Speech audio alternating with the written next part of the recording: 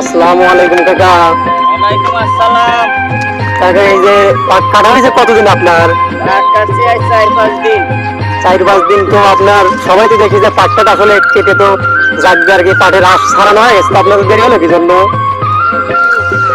অন্য কাজ ছিল তো, ও সারার পরে আমার একটু লেটে আইছে। তো আপনি জাগ দিবেন আজকে না? এই পানিতে নামাইনি হচ্ছে, তো যা কাটবো আগামীকাল ডুববো। তো আপনার এটা আবার শুনবেন কবে? পাট থেকে আসবেন করবেন কবে, কতদিন পর? পাট ধোয়া হবে নিম্নে 15 থেকে 16 দিন পর। পাটের এখন দাম কি, দাম যাচ্ছে কিরকম বাজারে? পাটের দাম বাজারে তোমার 30-35 এইরকম মানে 30-3500 টাকা মন না? মন।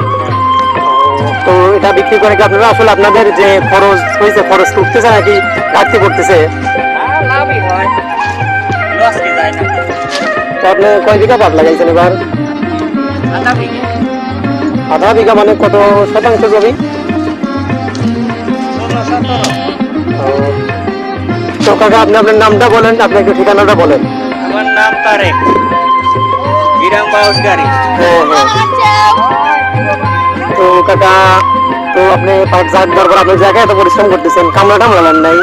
আজ কামলা লেইনি বাপ, আজ একা একাই অল্প তো খেলাচ্ছি। বাড়ির পাশেই সামান্য দূরে না তো বেশি। তো এত কষ্ট কষ্ট করতেছেন, যান পাট জাগ দিবেন কোথায়, পানিতে না? হ্যাঁ হ্যাঁ, পানিতে। ও আচ্ছা, ঠিক আছে। বন্ধুরা দেখতে পাচ্ছেন যে গ্রাম অঞ্চলের ঐতিহ্যবাহী এক পাট, তো এটা থেকে আসলে আঁশ বের করে বিভিন্ন ধরনের কাজ করা হয়। দেখেন যে কাকা কিভাবে পানির মধ্যে নিয়ে যাচ্ছে মাথায় করে, কাঁধে করে। আসলে এই গ্রামের মানুষের দৈনন্দিন জীবনের যা কাজ আসলে এগুলোই দেখেন।